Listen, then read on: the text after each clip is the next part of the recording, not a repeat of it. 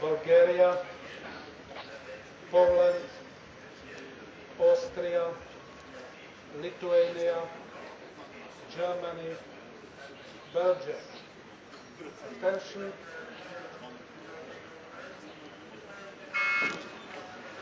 Clean start all round. You heard the umpire call over the athletes. Once your name has been called, you have to sit ready and watch the umpire's flag. As he drops the flag, it says, attention, set, go.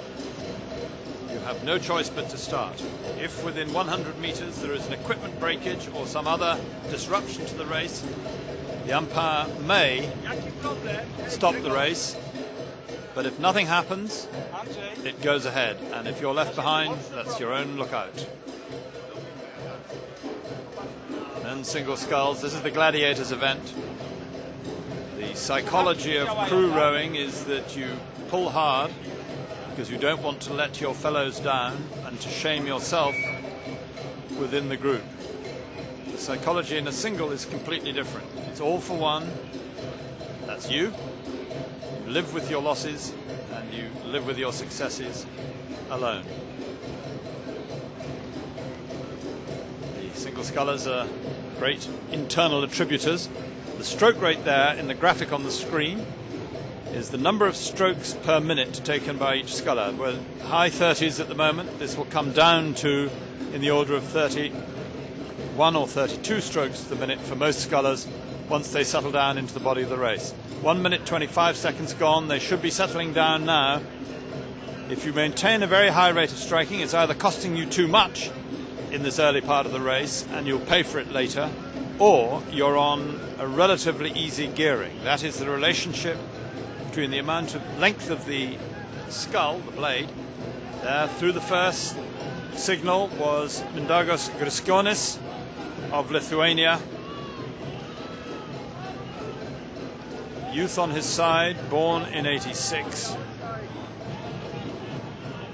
And he, with Ralf Krevich next to him from Austria, that's that next door boat in lane 3. He knows where the challenge comes from. An experienced sculler who's been round the circuit several times. Next to Lithuania, we have Arnold Sobczak of Poland, local boy, determined to make his mark.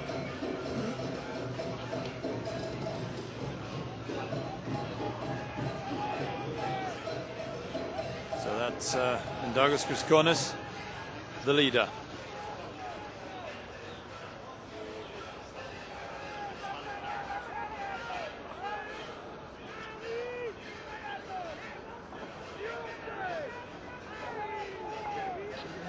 Good efficient style, good long reach forward, but as soon as he puts the blades in, the work's coming on, opening up the angle of the knees, between the calf and the hamstring.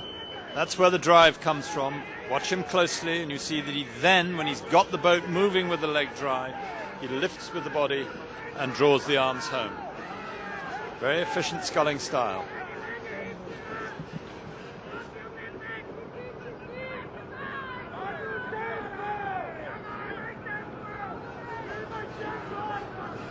Close final this. All the scullers as we come through to 1,000. 3:33, respectable time in flat conditions that. Very respectable time in flat conditions. No help from the wind at all. It does say it's following. It did say it was half a metre per second on the board, but the various flags around this course utterly limp, and the water in front of the grandstand here disturbed only by the passage of boats going down to the start for later races and by the umpires and safety marshals' launches. There is no assistance on this course from the wind. The course is equipped with 7 lanes, 0 through 7, and when we row on lanes 1 to 6, we know that the Competition Commission is sure that the course is fair and that there is no need to skew it to one side or the other. The moment they think it could be blowing from one side to make one side unfair, they move it across 0 through 5 or 2 through 7.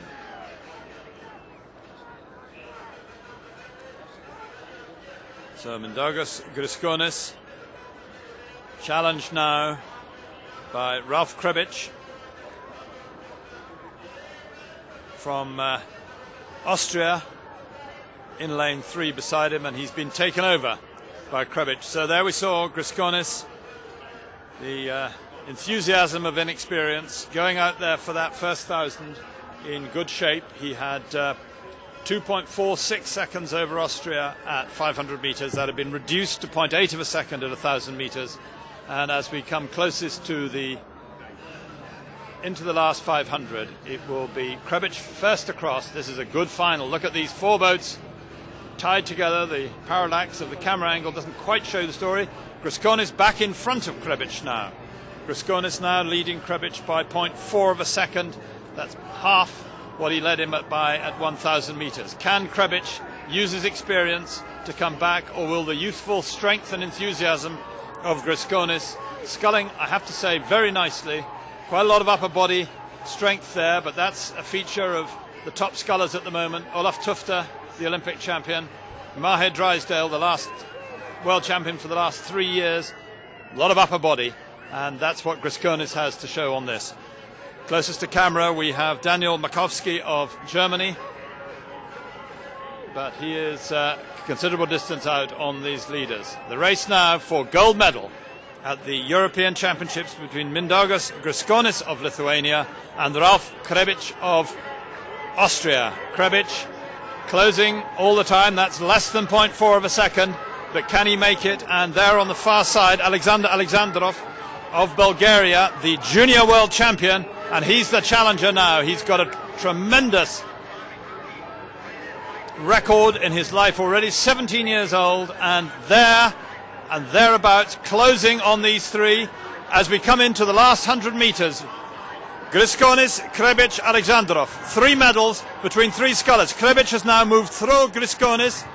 We have Austria leading Lithuania by a few feet, with Bulgaria in close attendance as we come to the line. Krebic now right up there. He's in the low 40s for the rating. As they close on the line, it will be Austria, Krebic in gold medal at 32 years old, right behind him, and close behind Mindaugas Griskonis of Lithuania, and in bronze medal Alexander Alexandrov, gold medalist from the juniors, bronze medalist at the Europeans, and in 4th place Poland, and 5th place Germany, and in 6th place Belgium, sadly trailing through most of this race. But a fantastic race there for the first 3 medals, gold, silver and bronze, won there by the man in picture, Ralf Krebic of Austria. 7:08, a very respectable time in these dead flat conditions. A very respectable time. That's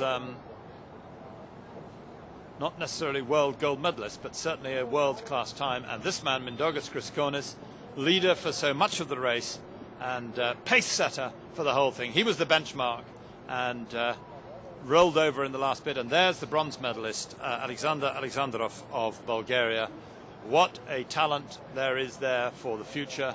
Gold medal at the juniors, off to the seniors where he didn't quite make the top grade, but was there or thereabouts. And now, I think, a shout of both pleasure at his win